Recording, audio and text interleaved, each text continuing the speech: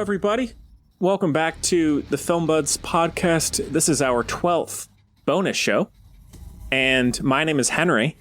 No Chloe this time around. She wishes she could be here, but joining us after a long hiatus is my friend Paul Davis. Paul? Happy to be here again, Henry. I think the last time I was here was... the DC... Yeah, almost a year ago? Yeah, just about. Yeah. He was on the DC Cinematic Universe bonus show, and it's nice to see you again. We haven't talked really, or at least seen each other since that, so it's good to see you, man. Yeah, it's been a hectic time, so... It's been quite a year. Yeah.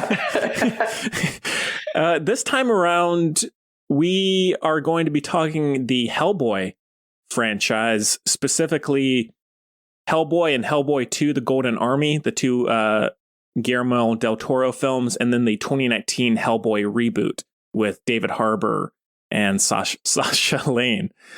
And who knows, we might touch on some other stuff. Paul is a big comic book aficionado and graphic novels. That's your thing. So, we'll see. Thank you so much for, I can't talk today. Thank you so much for donating and downloading. It goes to help support the show. Well, how's it going, Paul? What's new? It's going pretty well. I've been working. I spent, a year as a teacher. Right now, I'm spending some time working as a writer on another podcast, same show, that's hosted by another friend of mine who also is a UNCG alum. Actually. Oh, nice. Yeah, School of Business. So I've just been doing that. I've always liked Hellboy, the comics. I started reading the comics from the movies. And I have way back when. I think this was like my junior year of high school, so like 10-ish, going on 11 years ago. Yeah. I have from Heroes Con here in Charlotte a signed Mike Mignola Hellboy comic. Nice. So it's a prized possession of mine. I'm sure. Yeah.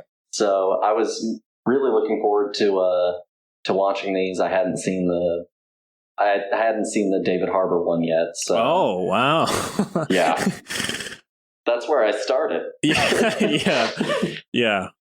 Yeah. Well, I with Hellboy, it may have been, because I didn't watch the first two until college. It may have actually been you just in conversation that caused me to watch them.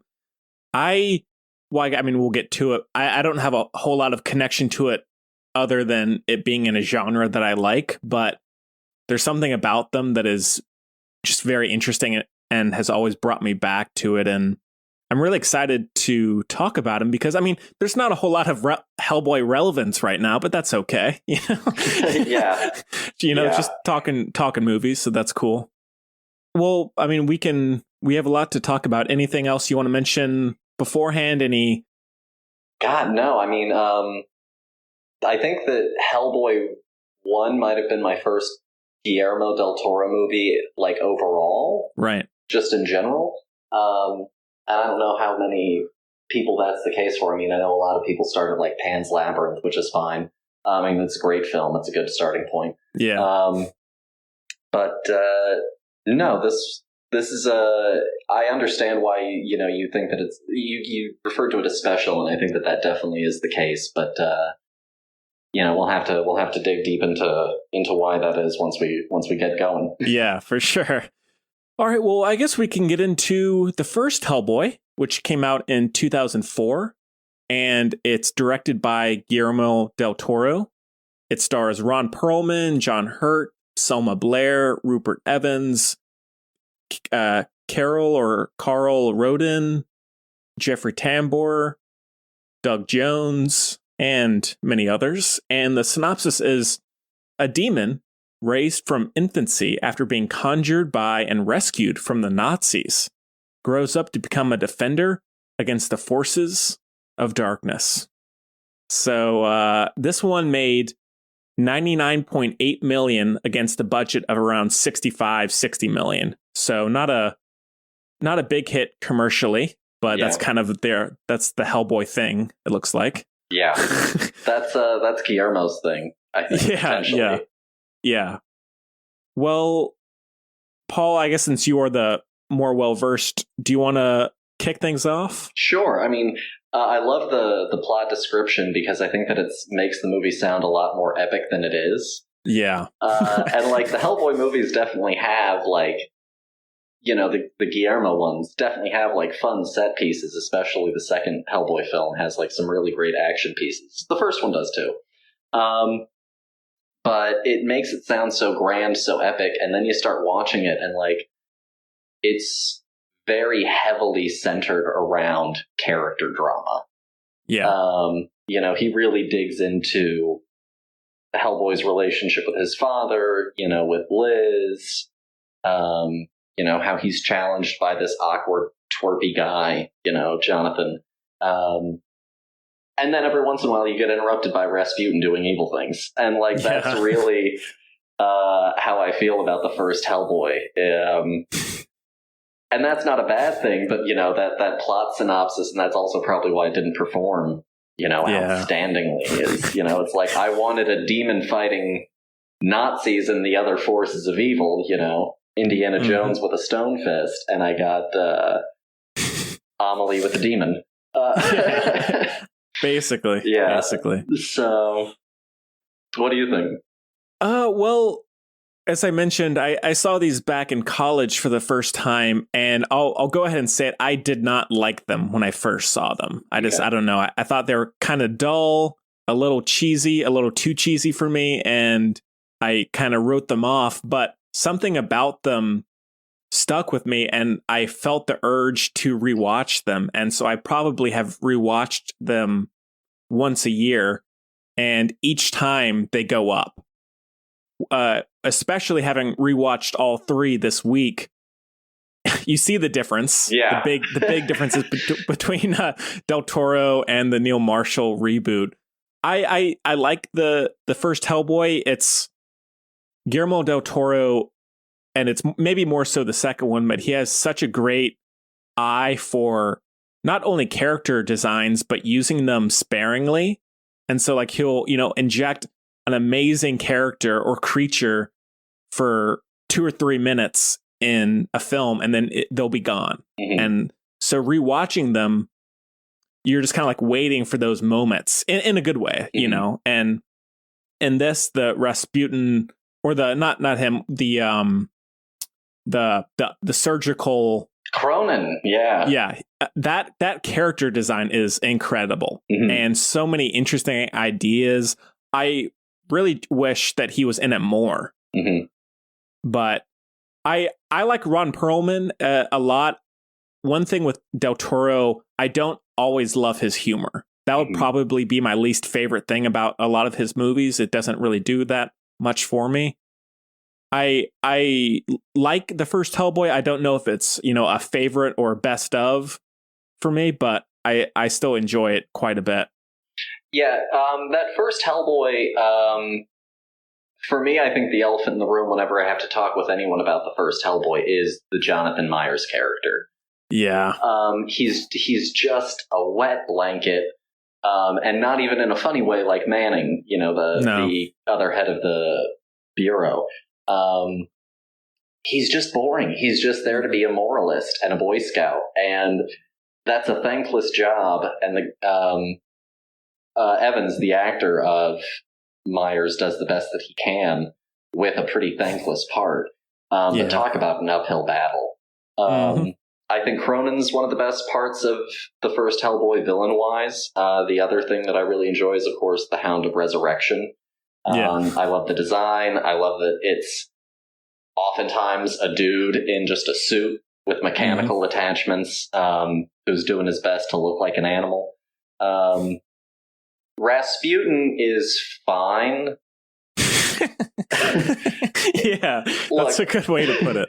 The first Hellboy is not, it is not the Hope Diamond, right? This thing is not pristine and precise and beautiful. It's got some spots, some cracks, some stains, some fades. But no, I think that what it really nails is Hellboy. It's kind of like the first Captain America movie. What it really nails is your hero. Like, you want Hellboy to succeed. You're with him on the journey. You want him to stop acting like a child all the time. Because you do see, like, those brief little glittering moments that the other characters get to see.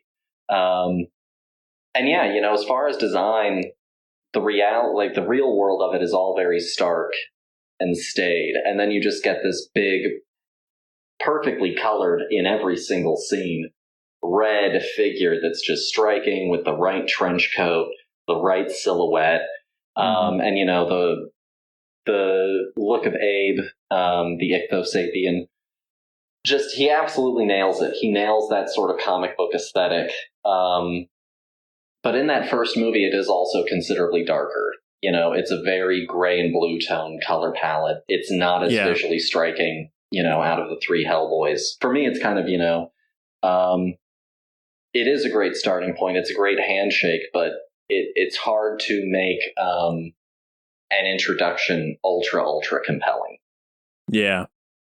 Yeah, I think we've been having an influx of origin stories recently, and I appreciate this one for coming out the time that it did when there weren't that many, but it still doesn't really change the fact that it's not always that interesting. Yeah. Well, and I'm glad that you brought up the time frame. If we put it in context, 2004. So this is like 4 years after the first Spider-Man. Yeah. A few years after the second one. We're in between X-Men films. We're in between Spider-Man films. Batman Begins comes out next year. Yeah, I think so. And so when you look at it in comparison to like everything that was coming out alongside it at the time, this is actually, I think, really one of the glowing examples of a film that really hit it out of the park. If I compare it to like X-Men 1. And I love Batman Begins, but I rewatched it recently and I was like, I could have cut a few minutes out of this. Yeah. So, I love them. They're great. But yeah, when you put it in terms of its context, like this is even more, I think, of a hitter. It doesn't age as well as I would like, but yeah, when you put it back in 2004, this was like, oh man, this is great. This is the guy that did Blade 2, bringing us another awesome, edgy sort of night figure superhero. Yeah. One thing that you brought up, there are, and it's very much of the time, there are too many color filters in this movie. like Twilight did it a couple years later, that blue filter, and that's the same thing in this. It's constant. I just don't like it. It doesn't look very good. And thankfully they changed that in the sequel, but I don't always love the look of it. And, the CG is a bit dated at times, but the one great thing about Del Toro is that he almost always tries to use practical effects. And so that's why I think so many elements of these films hold up, even more so than the reboot, which just came out a year ago. Yeah, it looks like trash already. Yeah. We'll get to it. Yeah, we'll get to it. Its time will come. Yeah. What do you think of the romance of Hellboy? Do you think I mean, it's. I find love triangles often a little trite. Because I know for a fact that Liz isn't going to end up with John. This is the only time that a love triangle has surprised me was probably Hunchback of Notre Dame when I was a child, and she didn't end up with Quasimodo. So,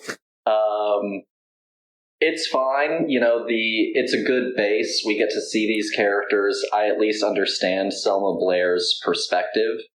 I think she does have, in this movie at least, better chemistry with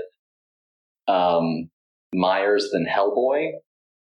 Maybe that's just, she's not comfortable with the process and of talking to, this person who's head to toe red. And maybe that was causing her a little bit of a disconnect, but it's one of the weaker elements of the first Hellboy, I would probably say. Yeah, it's maybe it's maybe a product of the time. I don't know, but it's even in the sequel though. I think that's my least favorite part. It just feels almost obligatory because it's a blockbuster. You know, Selma Blair in this I like, and I like the character. They're an interesting, you know, like this internal, or I guess hers is more internal anger and anxiety, whereas his is of course more outward, I guess, just because of his appearance and how those balance each other out, which is interesting. But as for the actual love story, you know, I could, that could be lost. It is better than 1 year later, Rachel and Bruce in Batman Begins. Oh, for sure. I do love the opening sequence, the origin of Hellboy, where there's the portal and all of that. I think, and since it's done again in the reboot, I love it in this. It's stylized, it's over the top. The costumes and everything about it, I think are great. John Hurt, always wonderful. R.I.P. He's just such a figure of, I don't know, of comfort. I feel like when he's on screen, it's like there's just an understanding, and not just in this movie. I think he just has that great presence. He does, you know. Whether I need him to be warm, whether I need him to be cold, you know, he's very good at immediately really bringing that into a room with whatever character he is. With Broom, he's always warm. He's always fatherly. He always feels, you know, how I want Professor Broom to feel. And yeah, you know, all the way back when I was a kid, when he was Mr. Ollivander, he walked in. I didn't know what to make of him. Was he a good guy? Yeah. Was he a bad guy? I don't know. He was a little odd. Yeah. But John Hurt does just have that presence, and that ability to just kind of be there. As a little funny side note, not related to Professor Broom, but related to Abe.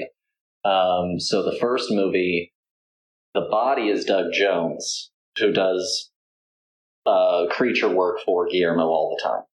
Right. But the voice is David Hyde Pierce, who was, of course, in Frasier and Down with Love. I didn't know that. That was driving me crazy. When I first saw this, I was thinking, that's David Hyde Pierce. I know it is. And then I saw the cast. I was like, and it drove me crazy, but that's so comforting to know that it was him. And they brought him in, and, you know, he agreed to do it, but ultimately he wasn't quite sure why he was there. And so the reason that he's not in the second one is because he legitimately just didn't think that he had a need. And that's why the second one is just Doug Jones. Right. Who does just as great of a job, if not better. Fair enough. Yeah. What do you think of the Abe Sapien character overall? You know, I really like him in this. It was a shame to see him wasted in the third Hellboy movie, Shape of Water. I was very sad to see him. I was going to ask. So, no, I love Abe. I love his design. And, you know, he does that a lot. He didn't direct it, that Tooth Fairy movie with Katie Holmes, where it's like the things in the house. Yeah. And those are the almost verbatim design for the Tooth Fairies that get released at the auction house. Oh, right. Yeah. Yeah. So, you know, if it ain't broke, don't fix it. I guess I can't fault him. I guess there is a chance that these are all in the same world, because I'm sorry, those are the same creature. You can't tell me otherwise. But no, I love Abe. I think that the design of him is great. I like it better in the second movie, where I get to see him more, because in that first movie they just stick him in the tank or underwater all the time. Yeah. Especially when he ends up all Luke in episode 5 in the back to just sitting there. Let me just read things from this tube. Well, so I guess some sequences I do really like. Cronin in the museum, I guess it is. And that sequence, as well as, honestly, anytime he's like flailing his blades, it's amazing. Like the sound design, the choreography, all of that I love. And so excited when he's back on screen. Mm-hmm. Yeah, but for Rasputin, he doesn't totally win it over for me, but that's okay. I can't think of like a single moment other than him maybe opening the portal where I'm like, wow, this is cool as hell. Like, this is the thing. Cronin, he's got all sorts of different cool face masks, that sort of steampunk aesthetic. It's got the Darth Maul effect, it's that cool, silent, badass feel. The Nazi chick is fine. She's the Nazi chick from Raiders. Yeah. It's our Last Crusade, not Raiders. She's fine. All right. Sequence-wise, the best sequences for me in the first Hellboy, his birth are great. Cronin in the museum's wonderful. I like the fight with Samael in the subway. Yes. It's great. It's a guy in makeup, oftentimes against a dude in a suit, and it just looks awesome because he knows how to shoot it and make it look good. And he knows how to make CG. He knows to put CG in the shadows. He's like, I can't make it look great. Put it in darkness. So just look at Pacific Rim. That whole movie is just in the dark. Darkness and rain, so it'll cover all your sins. I enjoy the look of him when he finally, has the horns and the flaming helmet. That's always one of my favorite moments. Yeah. But in terms of like true visual spectacle, this one is definitely pretty light on it. I mean, for me, this is definitely, I'd say it's my middle of the pack of the three. Same here. Yeah, it's my hard second. Yeah. One joke, even though I don't love his humor in the subway sequence where he goes, second date, no tongue. Yeah. that's one that's I got a good giggle from that. But yeah, the subway sequence is great. Del Toro, like, even when you can kind of see his inspirations, they're from a place of love and passion. They're not just like, here, I'm just going to rip off this movie or that movie. It's like, even if it doesn't always excel in taking elements from other films or other filmmakers, it's like, there's just something about him that feels so appreciative of his idols and other filmmakers. And I think it really comes through in this movie, even if it doesn't nail every part of it. Yeah, for sure. This was a great base. It was a great starting point. And he, I think, knew exactly where he wanted to go, but he had to start somewhere.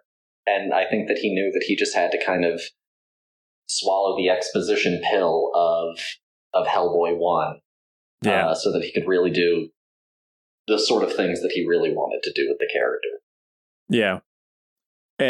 In terms of his inspirations, I could be completely wrong, but the scene where John Hurt is examining Cronin, it almost made me think of Seven with the body in the bed. Like things like that are, whether it's a nod to that or not, I don't know, but it feels palpable. Yeah.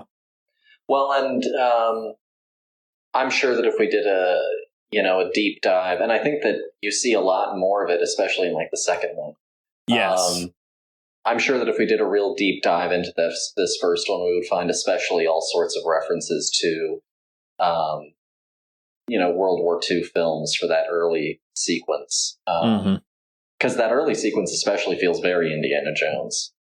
Yes. Which almost feels like something that Neil Marshall taps into as well for that sequence. But again, we'll get to that later. Not as successful. No. So... but no, he had to start somewhere, and this was as best a place to start as you could hope for, I think. Yeah. Especially in 2004. Yeah. All right, well, anything else about the first Hellboy? Brutal soundtrack in this one. Oh, God, yeah. Oh, my God. Very aggressive soundtrack. That was something that me and Lauren both talked about, was that the soundtrack was so painfully early 2000s. I mean, I'm talking right up there with Spider-Man 1 and 2 level of early 2000s. Mm-hmm. But yeah, that's a good point. Thank you for bringing that up. Oh, my God. No, but no, it's good. I like it. Watch it if look, nothing new is coming out. What do you have to lose? No, that's very true. Yeah. All right. Well, out of 5 stars, Paul, for Hellboy 1? 3. All right. I'll go 3.5, I think. Okay, that's fair. Yeah. All right. Well, let's move on to the sequel, which is Hellboy 2, The Golden Army, released 4 years later. And of course, this one is also directed by Del Toro. It stars basically the same cast, aside from also adding James Dodd, Seth MacFarlane, Luke Goss, Anna Walton, Brian Steele. And the synopsis is: the mythical world starts a rebellion against humanity in order to rule the earth. So Hellboy and his team must save the world from the rebellious creatures. Not the best synopsis there, but that's okay. A rebellion from the magical world. It's one guy. It's one very pale man. And his orcish odd job, Mr. Wink. Yeah. Well, this one had a slightly bigger budget. It made $168 million against a budget of around $84 million. So still not a big financial hit, but was received pretty well critically, as the first one was for the most part. What's your thoughts on this one, Paul? So it's such a leap forward in pretty much everything that I liked about the first Hellboy. And actually rewatching it, like, structurally, there are a lot of elements about Hellboy 2 that are very similar. We have Hellboy being challenged by a new agent that's meant to be his handler. We have Hellboy dealing with the relationship with Liz. We have a bad guy who's trying to get a doomsday weapon to reshape reality and humanity, wipe everyone out. And he's got a big, monsterish counterpart. And then there's also a woman figure as well. So it's kind of like a 3 and 3 dynamic. Yeah. But that being said, that sounds like a really bad critique. That sounds like I'm ripping on the movie for ripping on itself beat for beat. But what I think that the movie really does well is it expands on the relationships. It doesn't do the classic sequel thing of, let's break the characters up again. Liz and Hellboy are still together. They still get to grow. And again, the first one was a character drama. The second one is still ultimately a character drama with much better action set pieces interspersed throughout it. Much more memorable moments, much more memorable character design, because in this one he can finally really do, I think, what he wanted to do, which was investigate the weird world. So we get the troll market, we get the giant elemental god monster that comes out of the ground. He gets to really expand on and do, I think, all of the things that he really had always wanted to do with these characters, but couldn't in the first one. It's solid Empire Strikes Back effect, very much so. The stakes are higher, the characters are developing further, we're going to break up the gang. Abe is going to go and hang out with the princess, and Liz is going to, deal with her whole dynamic of what she wants to do with Hellboy, and Hellboy's going to be the pure Han Solo of it all, just trying to figure out what's going on and where he fits in with it all. But I think it does a lot better. I think that, what's his name? The princess. Or the prince. Prince Nuada, I think is his name. Yeah. Yes. He is a much better bad guy than Rasputin.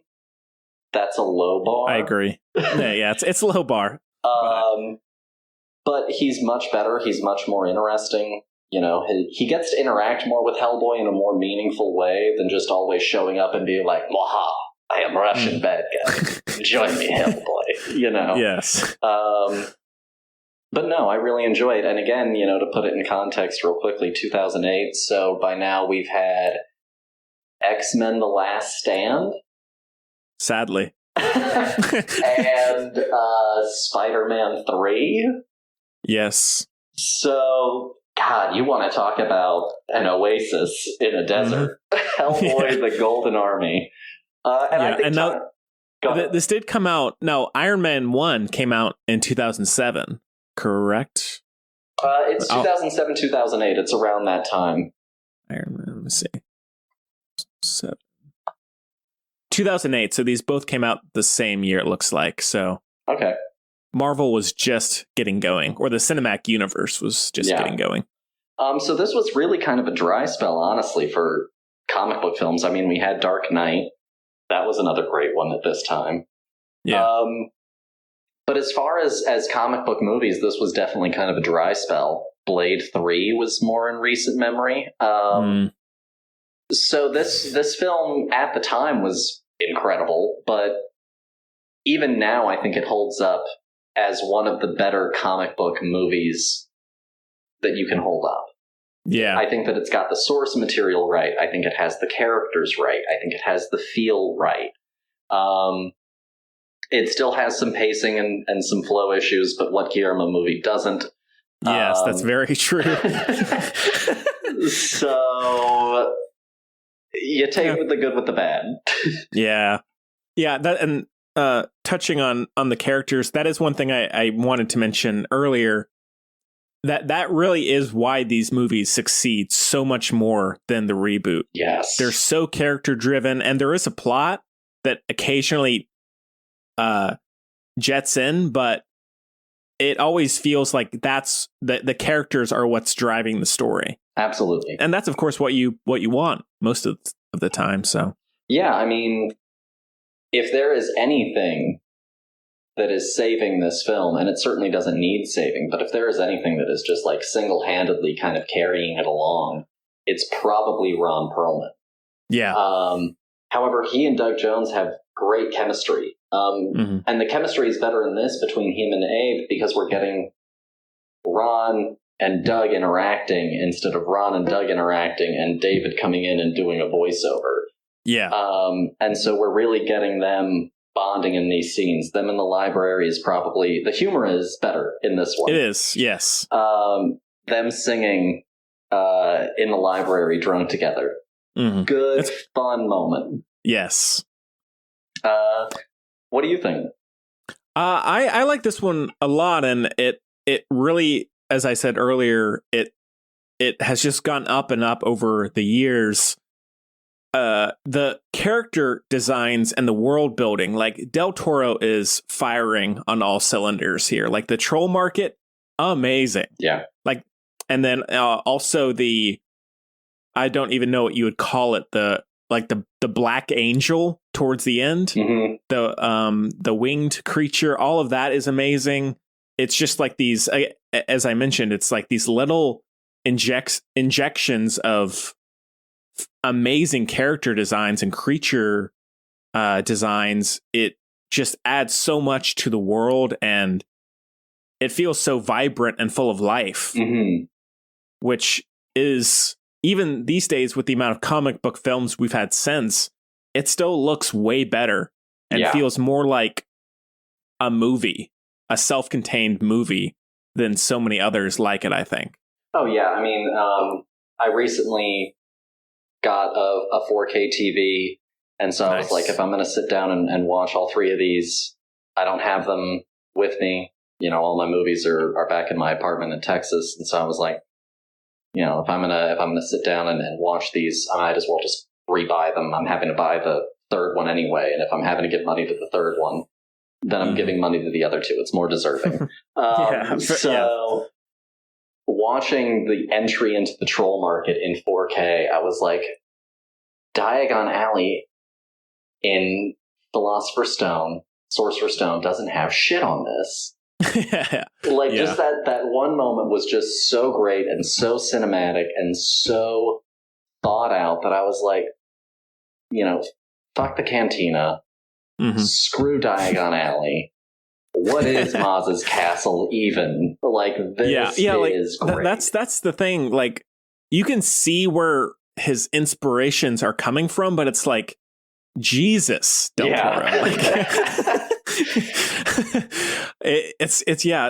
but it's amazing, really amazing. No, and again, this movie compared to the other one, so many more memorable moments and ideas. Big Baby, the chasing up the letters as this giant creature just sort of spreads nature, and then its whole tragic sort of beautiful death. It becomes this massive flower. Great stuff. Like, fantastic work. Really, really well done. And way better color. Both movies are totally. It's color by deluxe, and I know this because it was really funny. Lauren, my fiance, and I, we were watching a movie recently, and we got to the end credits to watch like a post-credit scene, and it was color by Technicolor. And she was like, "Oh, what a surprise! Color by Technicolor." And I was like, "Color does every once in a while get done by a different house." And she was like, "Does it really?" And I was like, "Yeah, every once in a while." And so then we got to the end of the first Hellboy, and it was color by deluxe. And I was like, "Ha, see?" And Hellboy 2 is color by deluxe as well. But clearly Guillermo had, I think, like a better sense of what he wanted to do with color, because it's so much more impactful and meaningful in this film. Also, kind of a breakaway star for me for Hellboy 2. I think it's maybe his best acting that he's ever done. Seth MacFarlane as Johann Kraus. Yes. Top notch. Yeah. And the whole time I'm watching it, I'm like constantly reminding myself, wait a minute, this is Seth MacFarlane. It's probably the only time I like Seth MacFarlane is when I can't see him. So the Orville is a real struggle for you. Yeah. I mean, it's like something like Logan Lucky or something. Like seeing that it's him, it's just too distracting. It's not that he gives it's not that his performances are all bad. It's just that something about him is so distracting. Just it's like knowing that it's Tyler him. Perry. A little bit, yeah. When he's not doing like a Tyler Perry thing. Like when I see Tyler Perry in Vice, I'm like, what the hell? Where are you? Yeah. Like, and then seeing him in Gone Girl as well. Yeah. Tyler Perry. Like, he's amazing in it, but it's so weird to see him in that. Yeah, him in Star Trek. Yeah. Totally. I'm like, Tyler, you're doing a great job, but did you just walk on here and no one told you no? Like, did you end up here on accident?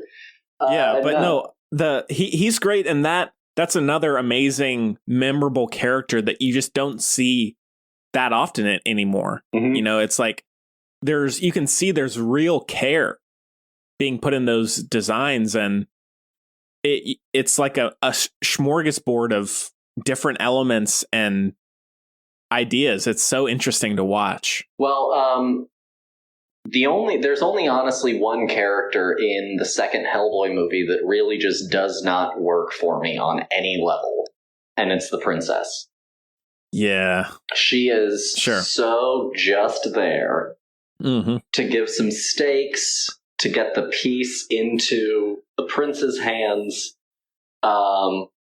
Heavy plot device character. Yeah. And, whoever is under that makeup, she does her job admirably. This is, again, it's a thankless part like Jonathan Myers. Like, you were solidly pissing uphill with this character for yourself. Like, you were so working hard for no other reason than you have to. Because if you don't, it's just going to be worse. It's going to be so much worse. Yeah.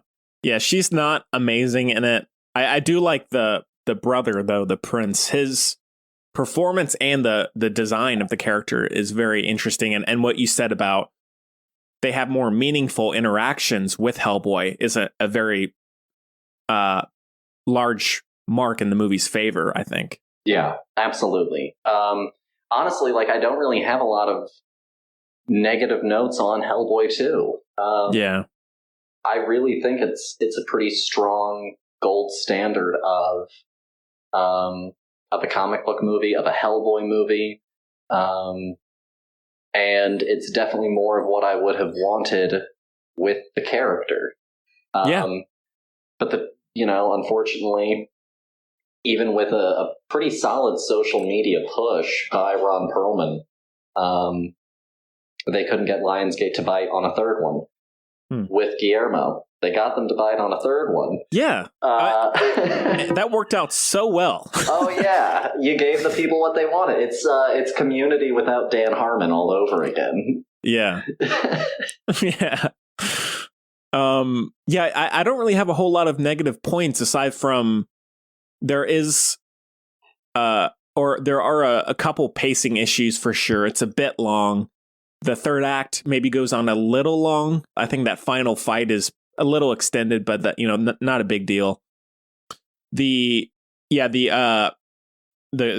leaf flower creature, that whole fight is great.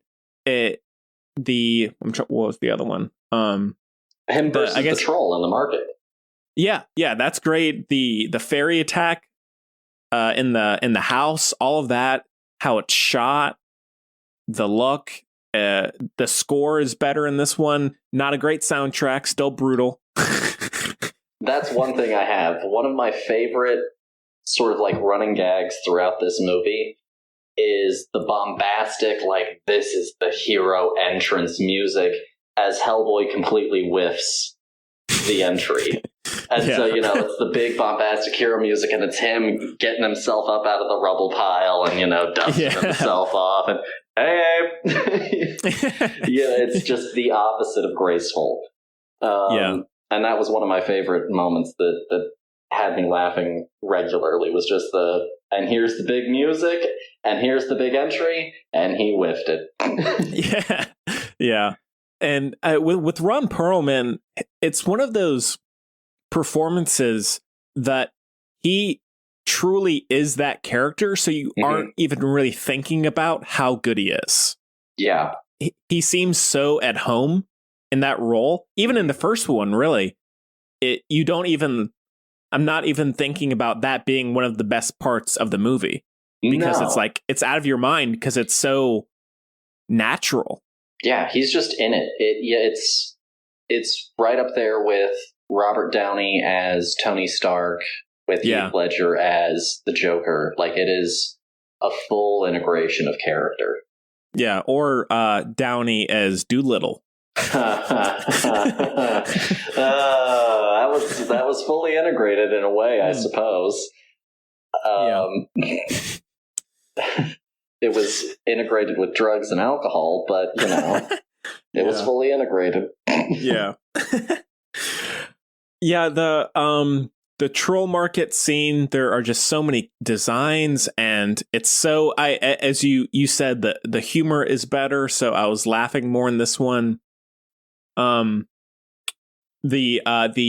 fake death of Seth MacFarlane's character, that the batting of the locker doors and all that stuff is great. Well, and I love that he then takes it like his ethereal shape and then like truly struts out of the room. Yeah. I guess the only one criticism I have of this, and she's not in it a whole lot, I don't love Selma Blair in this. Okay. I think her performance just doesn't feel that invested. I don't know if that's more so the script or something, but and maybe that's tied to the love story, but she's just kind of there. I don't really fault her for that, but I think in the scenes where she has to be very emotional, she doesn't totally sell it for me. But again, that's a small part of the film. Otherwise, it's just it's a great sequel. I can't wait for the third one, Yeah. Who knows? Maybe we'll get it. Yeah. Maybe. crazier things have happened. We got a sequel to T2 after 3 other. Yes, we did. Yes. So, Well, I'm trying to think if there's anything else in particular about this one. Not really. Anything else for you, really? No, I mean, it's great. Doug Jones does a great job. You know, it's a really great comic book film, and it's a great comic book film if you want to watch something that isn't an adaptation from one of the big 2 houses. Yeah. It also, because of the year that it came out, it's before everything needed to be a cinematic universe. Yeah. You know? And while there are bits of setup and follow-ups in this movie, it's like it feels so weird watching something that you're not constantly thinking, okay, this is for, you know, Captain America 7 8 years from now. You know, it just is as self-contained as a sequel could be. Yeah. You know? Absolutely. And one brief or quick character design that I love is the guy towards the end with no legs. Oh, the troll. The troll guy. Yeah. Him. That's just classic Del Toro genius. You know, it's just, and as we've touched on, you just don't see that very often in big blockbusters, especially.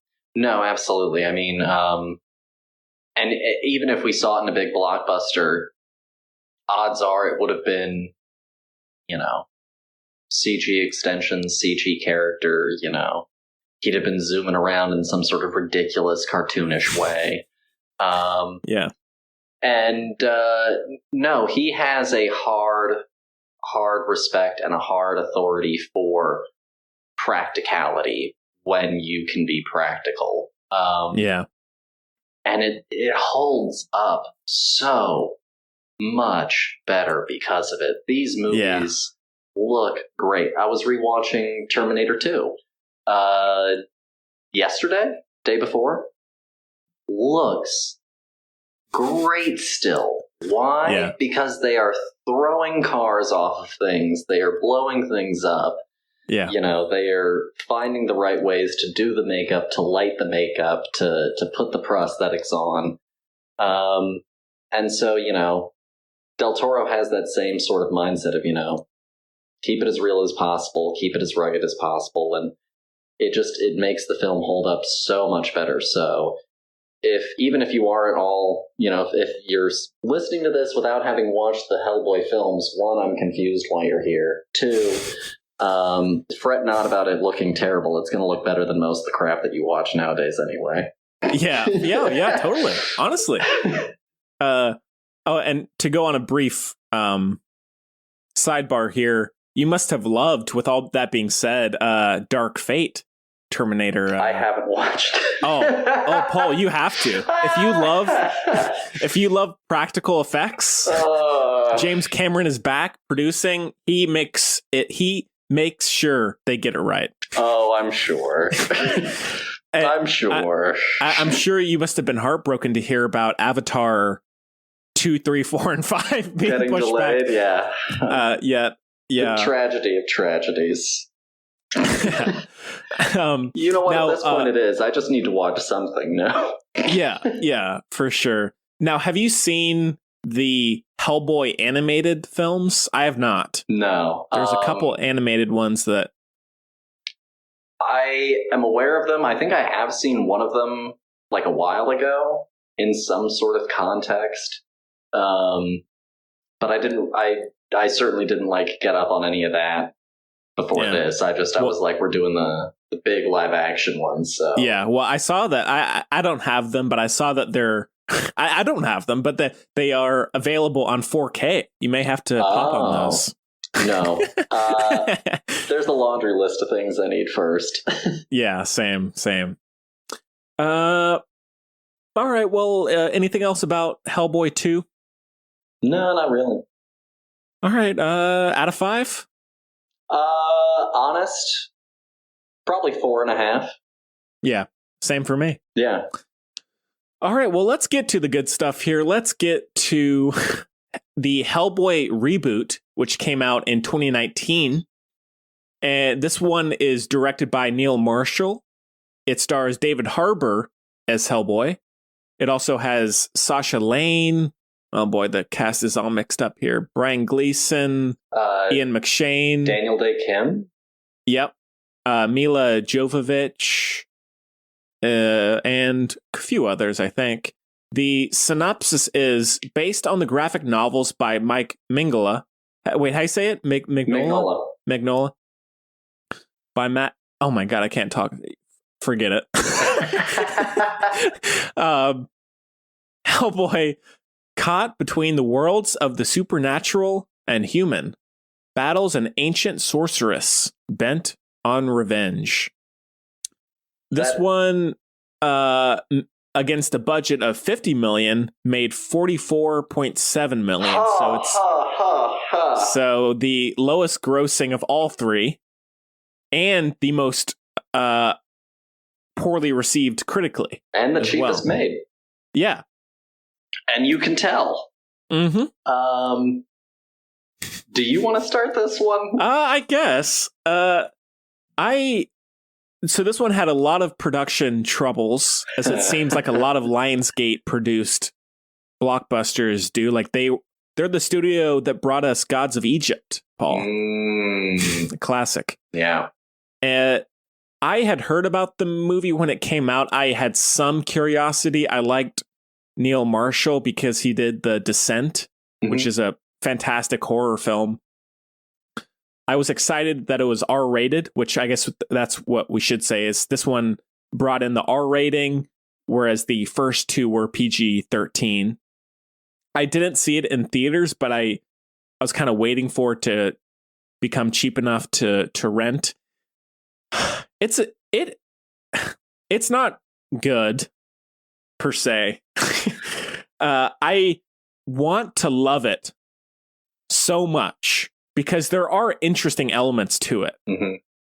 I don't think David Harbour is as good a Hellboy as Ron Perlman. I think he doesn't fill the shoes, but he doesn't do like such a horrible job that you're just like tearing your eyes out. I don't think he's serviceable in the role, but it's essentially the opposite of what we've just discussed. It's plot driven. It's poorly written.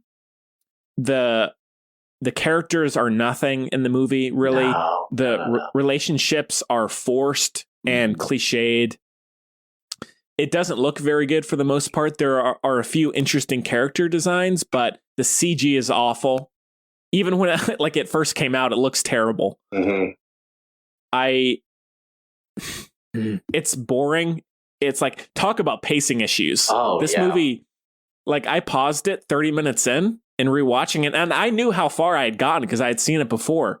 I could not believe I was only 30 minutes in. I was like, oh my God, I still have an hour and a half left. It's felt like 2 hours already. Oh, yeah. Yeah. The one strong point of the movie, I really enjoy Mila Jovovich. Yeah. She's kind of at home in this genre, in these B movie or these B grade blockbusters. Like she's known for the Resident Evil movies, especially. But I really like her. I really like the assembling of the body parts. All of that is excellent. And that's like very Del Toro-esque, kind of getting back to those interesting designs. But they're too few and far between. I love Sasha Lane from American Honey. She is not good in this. I'm not blaming her. No. Her accent is so off. Oh, yeah. She and Daniel Day-Kim, that love story is just, or even, I don't even know what it is really. That partnership is nothing. And those accents on both of them are terrible. Yes. Neither of them can do it. Yeah. Well, that's just a few thoughts. Just a few. No, I mean, you're completely right. So I started here. Lauren and I talked about it, and it was like, we can either go through the two Del Toro ones and then finish on the 2019 one, or we can start at the 2019 one and then finish with the good ones. Yeah, and see, that's what I did, actually. Yeah, absolutely. Yeah. Best way to do it. Get this one out of the way. Yeah. I'll give the movie this. Mila Jovovich is doing her darndest on making that part work. The Grugak is a good design, and I like that he is sometimes a puppet. David Harbour is the right actor for the part in a script that is written more like a Del Toro film.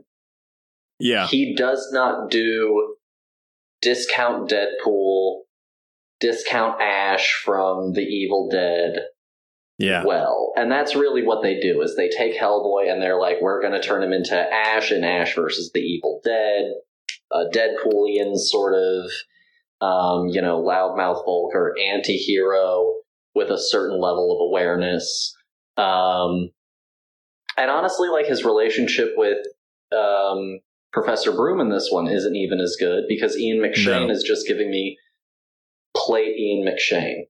Like, I'm just getting standard issue Ian McShane. Yeah. It was enough of a paycheck to get him out of bed. It was not enough of one to get him to act. There are some things that I really, again, wish that I did like more. I like the notion of this giant hunting society. That seems like a lot of fun. Too bad it's wasted. I like the notion of this were-jaguar thing that you have going. Too bad it's wasted, because you pissed away your CG budget everywhere else in the movie so that I only get like 2 minutes of this jaguar at the main fight, and then like some glances of him during the final sequence where we actually figured out the Hellboy movie that we wanted to make. Yes. So overall, it's a disorderly, often ugly mess. David Harbour is having to act past, I think, more makeup than Ron Perlman had. And I think that's holding him back as well, is because he's trying to, emote past 20 pounds on his face alone. No, it's just messy. It has a lot of the same problems for me that like early Bond movies have, which is like, great, this is a fun enough sequence, I guess, but like, why am I watching this character do this right now? This is not the order of events that the plot should be taking. Why is it like this? And for the R rating, for me, it's even more sanitized than the Del Toro ones, because at least in the Del Toro ones, I'm getting some real stuff in there where I can feel the sweat and the grime and the head. It's so perpetually CG that none of it matters in any kind of way. Yeah. What is Hellboy's vulnerability? I don't know. What's his ability level? I don't know. He goes from competent, stone-fisted Winter Soldier over here to, Mr. Magoo. And it's a frustrating film on a lot of levels. And it clearly thought it was getting sequels, which is laughable beyond laughable. Yeah. I didn't know that I wanted a shitty prequel to the first Hellboy movie, and I'm glad that I got it. There you go. It can't even do the birth sequence as well. Oh, it's brutal. Brutal. The best thing about it was like the 3D lenses, like the red and blue with the swastika on the red one, just the pure style. Now, Thomas Hayden Church can as be the funny. Lobster. Yeah. It just was so bad in this. I did not like him. And with Del Toro, he feels more genuine and going over the top. But Neil Marshall, he can be stylized, but it's not really goofy. It's more horror oriented, and you get more of that towards the end. But I don't like the birth sequence in this. I do really like the priest slaughter. That's good. The messiness of the movie, the editing, I couldn't really tell you what the first two, like, I couldn't really describe in detail what the first two were about, But in this one, it's like, what the hell is going on? You know? Like, just so many plot events after plot event after plot event. And it's like, so you're telling me that this group of giant hunters brought him out here to kill him on the day that they also still needed to kill the giants, but didn't think, hey, let's use them to kill the giants first, and then we'll kill him after. No. You were like, hey, mid-objective, let's do a side quest. And it was the most doomed idea fathomable, and it makes you mad because it's like, this isn't good suspense, this isn't good tension, this is just stupidity. These people are just blatantly stupid. And the movie just goes like that. Alice learning how to punch spirits out of people. Love that. How'd you learn that? I don't know. Well, then I'm glad it's here. Thank you. Yeah. I'm glad this was an earned moment. And, you know, you run into the same issue. And then I had all sorts of questions. I was like, why can't she punch the spirit out of everyone? And, you know, my fiance was like, oh, I think it's just dead people. And I'm like, well, that wasn't made clear, okay? Like, it wasn't made clear that she could only punch the spirits out of undead zombies. So, just a schlock fest. It makes Resident Evil look like art. Like, honestly, it should have been a Paul Thomas Anderson movie. This would have been in better hands with him. And I never thought that I would ever utter that sentence. Well, hey, Paul, I can't wait to tell you our next bonus show together. Is it Resident Evil? Hey, I mean, why not? Sure, screw it. I agree. I feel like it's all just made up on the spot, you know? It's convenience. It's not thoughtful at all. Because really all of it is to service the plot. It doesn't really care about the characters all that much from what I can see. No, not at all. You know, and talking about humor, the joke about him touching his phone and breaking it, the worst. I got a light touch breaks phone. Shit. Great joke. Yeah, it happens 2 or 3 times at least. I'm laughing now. Yeah. I do like I don't know what you would call it, the flashback or the dream sequence where it's like you see Hellboy in medieval times, and you know, I guess that's what it is. It's I think that's like post-apocalyptic. Okay. Yeah. I think it's like a vision of it's Lady Galadriel in the water, some things that have not yet come to pass. Gotcha. Yeah. That I like the look of it. I just wish there was more of it. Yeah. You know?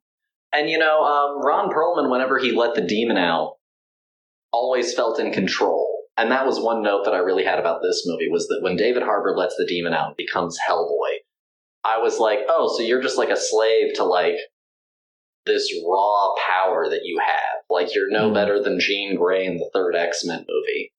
You're just sort of a slave to its will until that moment where your hairball father ghost tells you not to. What a great hero moment. So it was, and it's such a shame because I love David Harbour and I've enjoyed him. I've enjoyed seeing David Harbour randomly since Revolutionary Road. Yeah. Which again is like 2007, 2008, somewhere in there. Yep.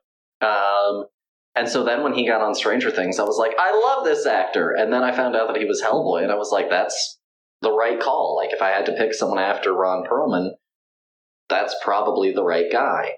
Right. And he got stuck with a shit hand. Like, he got dealt just a bad hand. And him getting the part was even like a whole hubbub for him, because then it became like this entire toxic fan war online with people that were really butthurt about what happened to Ron Perlman. And Ron Perlman was very openly, publicly angry about what happened to Guillermo and Hellboy 3. And I can't say that I blame him. You maybe weren't hitting big, but you were hitting. Yeah. And currently, they're now at a loss on this franchise. And so it's like, which did you prefer, guys? Did you prefer your little money, or did you prefer your no money? Yeah. That's a good way to put it. it just feels so recycled. Yeah. You know, with no heart. Clearly, look, no offense to anyone who, like, you know, worked on this, to Neil Marshall, to anyone involved. And I'm sure that for them, they do have some level of interest, but, like, Guillermo got it. You know, he clearly knew who the character was. He clearly bonded with it. It's a classic sort of, you know, Frankenstein's monster kind of story. And I think that old gothic horror element of the character clicked with Del Toro so well that then you get to Neil Marshall, who did one good horror movie and one really weird, almost Resident Evil movie. And he was like, what vein do I go down? Well, Guillermo already went down that one, so I guess I'll go down this one. And I respect that urge for, like, not wanting to go down the same path, but, like, this whole thing was a disaster. And none of it feels like Hellboy. Oh my god, Baba Yaga. One of the ugliest things I've ever seen put on film. And not even in this was fun design. It is just hard to look at.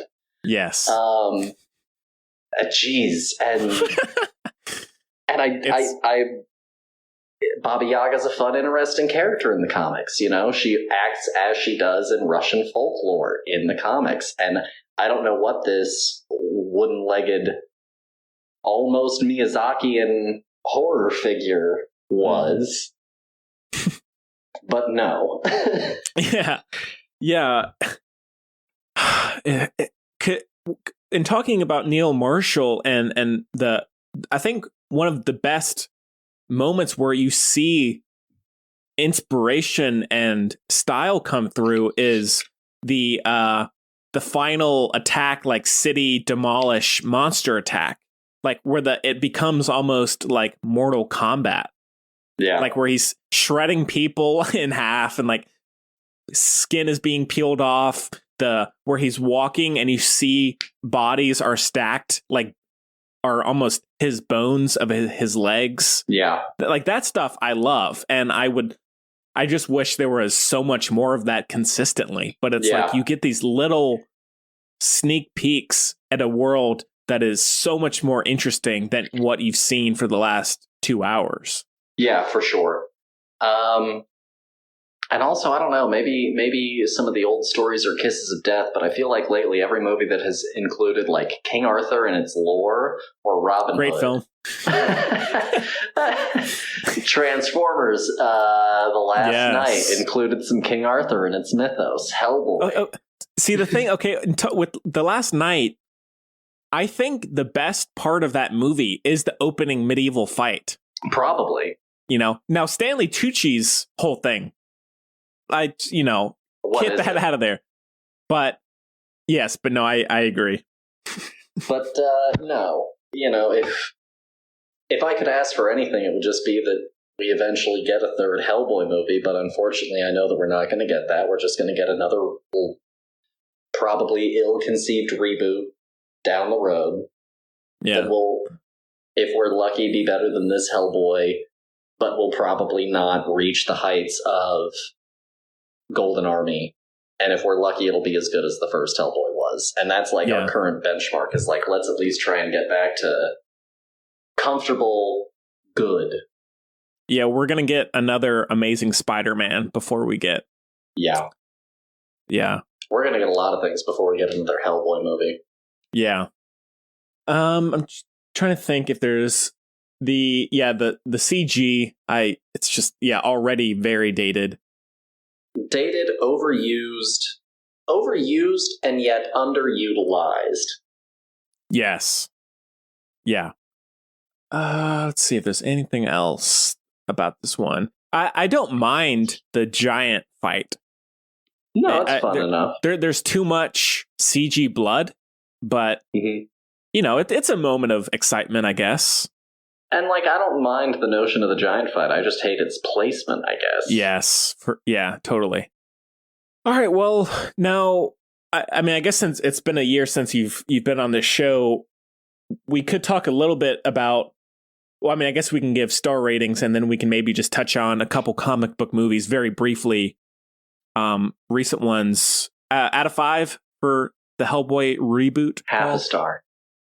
I'll go 2 because I do love those. You know what? I'll give it a whole star for David Harbour alone. Okay, it's his star. Fair enough. Yeah, yes, just he him. Gets it. All right. Well, just as a little epilogue, I guess, Paul, how did last year look for you, comic book movie wise, or just movie wise? I mean, if no rules here. So movie wise, it was kind of a slow year for me, I guess. So during the time that like a whole bunch of new movies were coming out and that kind of thing, I was just starting teaching. I was in a long distance relationship. My fiance was living in New York. I was living in Texas. So we had, a lot of job constraint issues, a lot of time constraint issues. And so actually in terms of new movies, like did not see a lot for like the last year. Pretty far behind. But what did you think of Joker? I haven't seen it. Oh, really? Okay. I'd be curious to see what you think. The last new movie that I saw, I guess, was... Okay, so I saw Greyhound recently. I watched that with my parents. How is that? It's fine. Yeah. Your dad will love it. Seemed fine. I've seen some other new things. I've seen Onward. I've seen some of the stuff that's been released at home. I saw Hamilton. But I've been really going back and sort of revisiting a lot of older stuff that I very much enjoy, or even some stuff that like I kind of remember liking, but I want to see if I still like it. And so I've been doing a lot of that, especially with Lauren, because she's a stage and theater person, and so film and television isn't necessarily quite as much her bag, and so there's been a lot of return to nice. There have been some new things. As far as the state of film right now, I don't know. As far as the new things that were coming out, honestly, I wasn't too compelled. Not a Mulan. I was more interested. Out of all the Disney live-action remakes, Mulan was the one that had my interest probably the most piqued, just because it was trying to be like a proper Chinese big-budget action movie with high wire work. Yes. And I was like, that looks cool. At least it's not going to be Beauty and the Beast. Yes. So... But now we're getting our own little spin-off Disney Plus series, Beauty and the Beast. Yeah. So excited for that.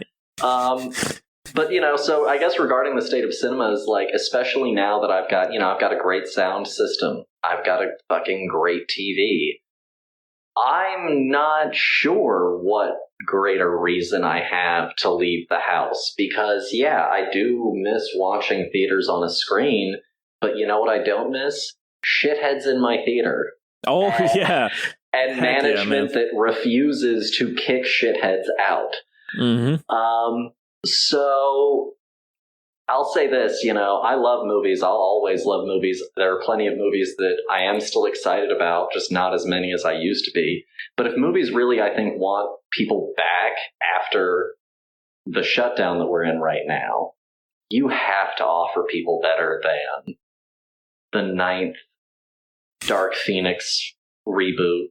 Great film. The 3rd Disney, Wreck-It Ralph sequel. Yeah. Like, you need, I think that to really get people to, like, come back, I need stuff from people like Jordan Peele, from people like Guillermo, from people like Chris Nolan.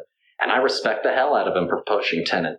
I think he needs to give up the ghost, but I still respect the hell out of him for doing it. Because honestly, like, I don't know, maybe I'll see Black Widow in theaters. Yeah.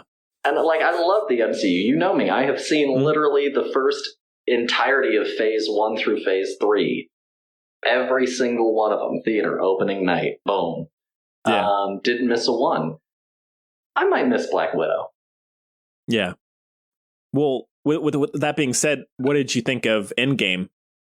Loved it. I think it's fun. I think it's exciting. I think that it ends a lot of things the way that I wanted it to. I think that it dropped the ball in some places that it shouldn't have. I think that the only person thus far who has really known how to write the Hulk effectively was Joss Whedon. I think Taika made him a humorous character in Ragnarok, which worked there. And then I feel like the Russos ran with that. And I felt like that kind of undercut some of what I wanted to have happen with Bruce and with Hulk across both films, Infinity War and Endgame. But I ultimately really enjoyed it a lot. It's not my favorite of the MCU. It's probably top 5, but it's not my favorite one. Yeah. What is your favorite? Civil War, maybe? Or Winter Soldier? Yeah, Winter Soldier is mine. Probably one of those two, just because I think that that's where you get a lot more, again, nuance, a lot more character moment. There's some really good, profound stuff. You know, unfortunately, Endgame, and a lot of people call it a critique of the MCU, but, like, get over it. You binge watch shit all the time. Don't be a crybaby. You watch how much Game of Thrones, nerd? Shut up. Yeah. So you can call it a critique. The movies do build on each other. It is a series. It is sequential. You have to fucking show up. Yeah. And so Endgame is predicated on, like, the emotional reliefs of 20-some films. And so I was super into it because I was a part of that whole journey. But, you know, as a standalone film, like, I would probably just call it good. Yeah. If that makes sense. It's great because of what it stands for and because of what it is. And it ends the story well. Right. But as far as, like, individual chapters, it's not my favorite chapter of the book. Yeah. Well, what, are you interested in seeing the Justice League Snyder cut? Am I interested in seeing it? No. Am I going to see it? Yes. Yes. Because I already have HBO Max. Lucky guy. Well, my parents already had HBO, so, you know. Oh, nice. Yeah, auto upgrade. It helps. Yeah. And so, will I watch it? Yes. I'm glad that they have already clarified, like, no, we aren't bringing this back. No, this is not. You're going to get the Justice League too. Because I didn't want it to be that. I didn't want this to be like them testing something. I really do give them a lot of credit for allowing Zack Snyder to come back and do this, because I can understand him wanting to come back and finishing it after what happened. Yeah. And, you know, it's kind of like with Hellboy, you know? It was Guillermo's baby, and then suddenly they were like, no, we're going to take it, and we're going to interfere with it, and we're going to give it to someone else who isn't going to get it as well, and they're going to do what we tell them to, and it's going to be fine. Yeah. And you just can't do that shit. It's been proven literally almost all of the time.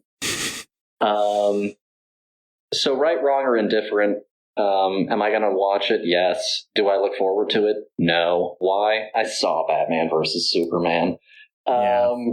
So will it be better than what we have already? It'll just be a different taste of shit.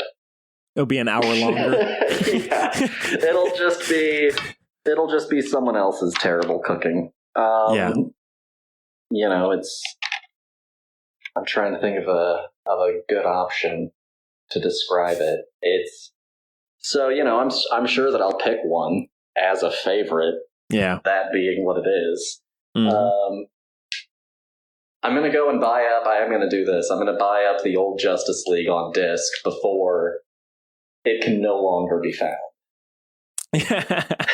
That's a good call. Because I didn't realize this. In the old Sherlock Holmes with Robert Downey Jr., the first one, it's not Jared Harris as Moriarty.